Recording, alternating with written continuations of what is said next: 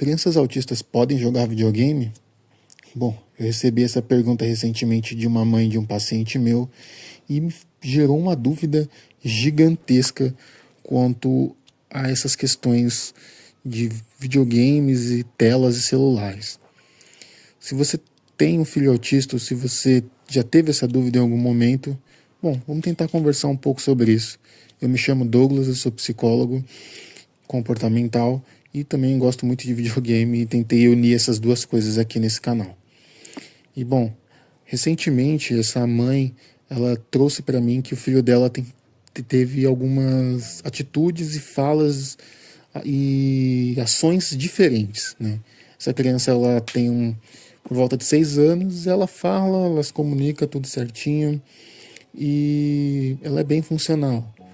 E a mãe dela nunca trouxe muitas reclamações ou retrocessos sobre a terapia dele. Mas recentemente ela trouxe esse ponto de que ele tem feito certas expressões faciais e falas meio fora do comum para os momentos que ele está vivendo. E ela disse que isso começou a partir do momento em que ele começou a jogar no celular dela e no tablet. Antes ele usava o celular e o tablet apenas para ver vídeo no YouTube. Mas aí ele começou a baixar joguinhos na Play Store e o jogo que ele baixou mais famoso aí é o Roblox. Mas ele também jogava outros jogos também.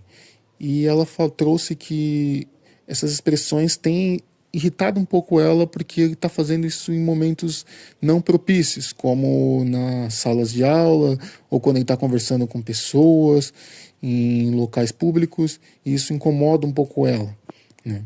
E fazendo a sessão com ele não demorou muito para ele apresentar isso, e era aquelas expressões faciais bem características, sabe?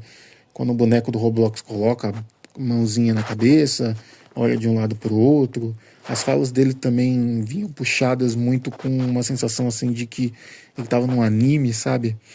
Eu não sei que jogo esse, eu não lembro na verdade o nome desses outros jogos, mas era algo assim meio cartoon, meio no estilo Fortnite.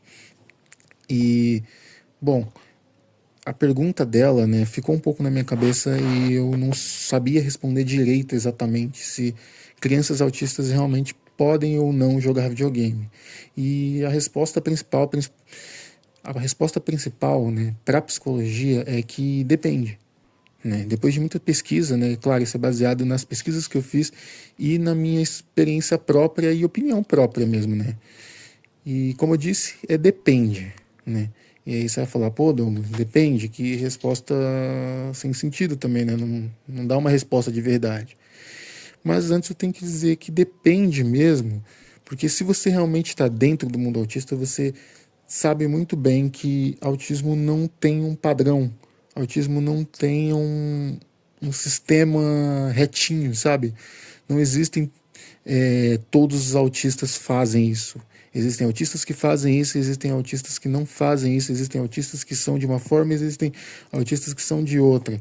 Vai ter autista que vai conseguir se comunicar com 2 anos e vai ter autistas que nunca vão conseguir se comunicar.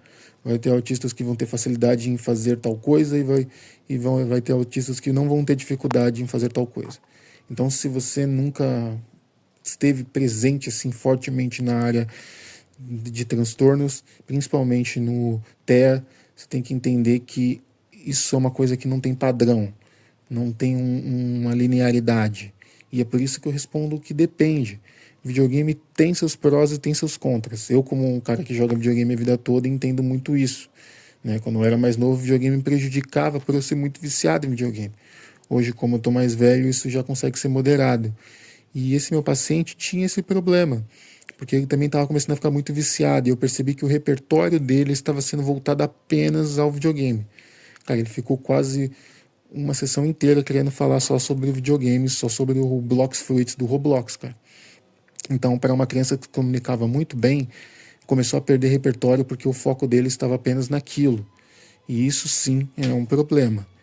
E, bom, como eu disse, né, videogame é uma coisa muito aberta. Então tem coisas muito boas e coisas muito ruins.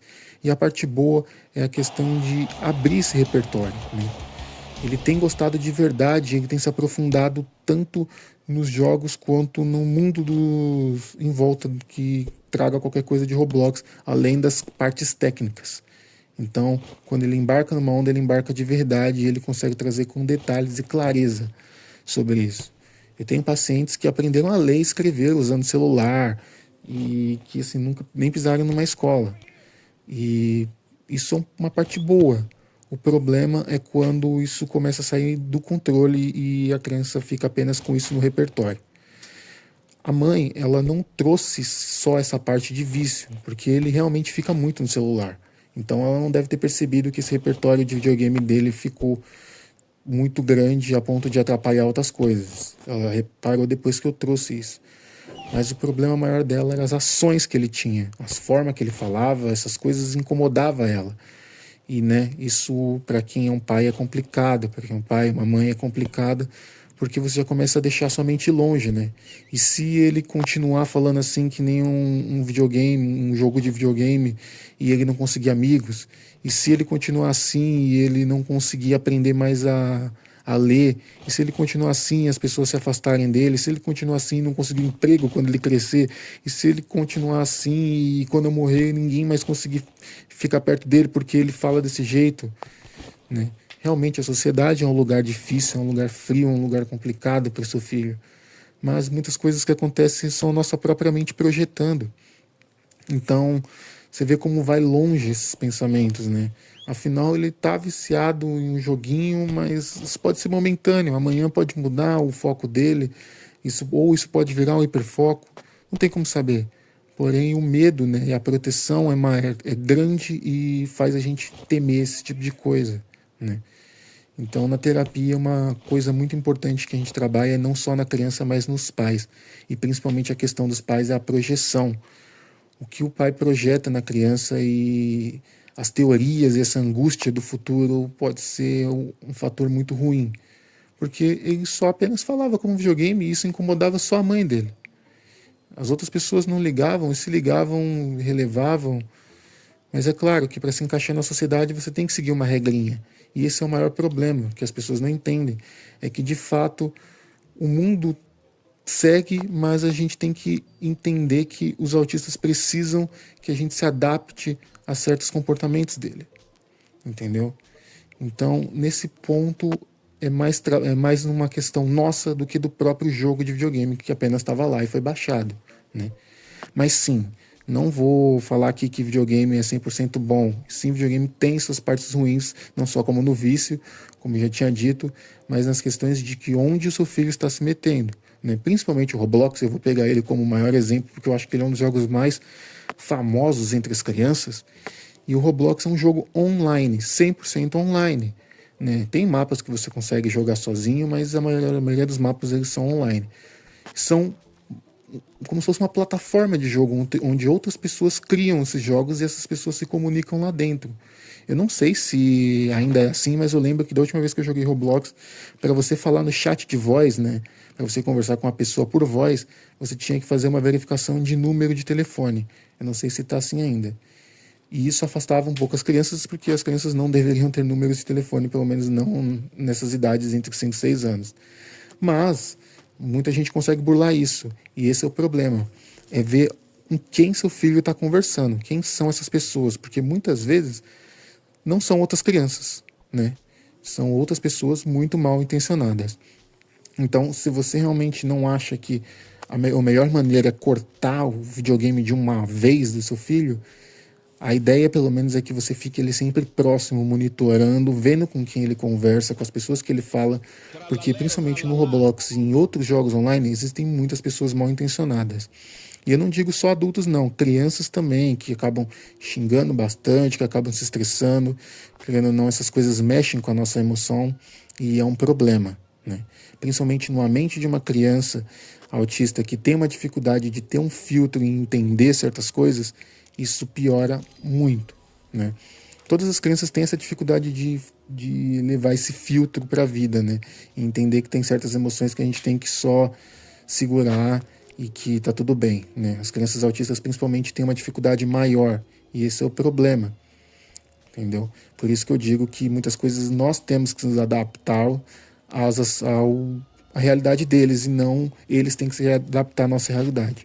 Mas né, a sociedade e o mundo sempre vão ser frios nessa parte, o preconceito existe, sempre vai existir. E é por isso que eu não culpo essa mãe por todo esse medo, entendeu?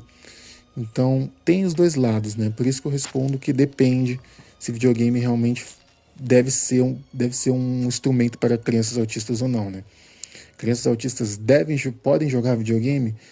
Uma resposta do psicólogo é que depende. Se o seu filho tem uma dificuldade com as questões emocionais, eu recomendo que ele tenha o mínimo possível de contato com o videogame, porque isso pode prejudicar ele e o contato que ele tenha seja monitorado por você com jogos que ajudem a ser mais educativos, né? Como o próprio Roblox tem bastante mapas aí onde ensinam as crianças a ler e escrever, como tem mapas muito bestas assim que ensinam as crianças essas coisas que não fazem sentido nenhum, que só vão ocupar espaço na mente deles e impedir que eles aprendam outras coisas, tá certo? Mas então é isso. Se você é um pai, uma mãe autista e gostou desse vídeo e acha interessante comentar alguma coisa, pode colocar aí embaixo.